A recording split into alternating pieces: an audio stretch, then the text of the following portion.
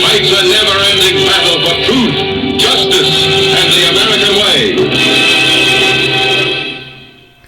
Good evening, this is the Rebel Martin Show, and I'm Rebel Martin, crusader for truth, justice, and the American way.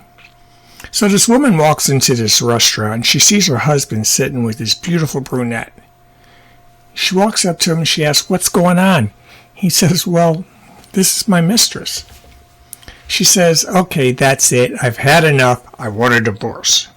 He stands up and he pulls her to the side and he goes, "Are you really sure? You know you're going to lose your $5 million home, according to our prenup, your Mercedes, our house in the Hamptons, your spending sprees at Tiffany's." Just about then, this old man walks by and he's got this beautiful blonde on his shoulder. She says, "Who's that with Harry?"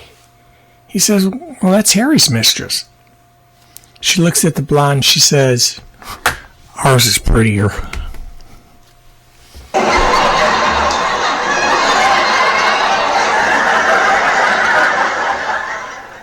That's a segue into tonight's show. See, a few months ago, Biden said he was going to crack down on deflation. Now, for those of you who don't know what deflation is, it's when companies sell their products in smaller quantities. Gatorade, for example, is no longer sold in 32 ounces. It's now 28 ounces. Just about everything is sold in smaller sizes or quantities today. Biden gave the promise that he was going to crack down on deflation. This was an empty promise aimed at stupid people. First of all, the president can't tell a company on how many Oreos they can put in a package. He's not the king, and we're still living in a free market. Second, deflation is the best thing that ever happened to Joe Biden. If it wasn't for deflation, prices would have risen even higher under Bidenomics. With the cost of everything going up, deflation is the only way some families could afford to eat. Companies aren't price gouging in a time of inflation. Just the opposite. They're trying to keep the prices reasonable under a poor economic plan. Democrats broke it, and now they're trying to fix it by telling companies what they can sell. Kamala is a big proponent on this.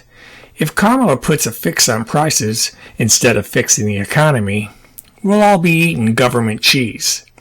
The government will tell you how much everything costs. Sure sounds like socialism, and they claim that Republicans are a threat to democracy. Democracy and socialism can't coexist. Think about that. I'm asking all Americans, left and right, to think before they vote this November. Be aware of the laws, truths, and consequences.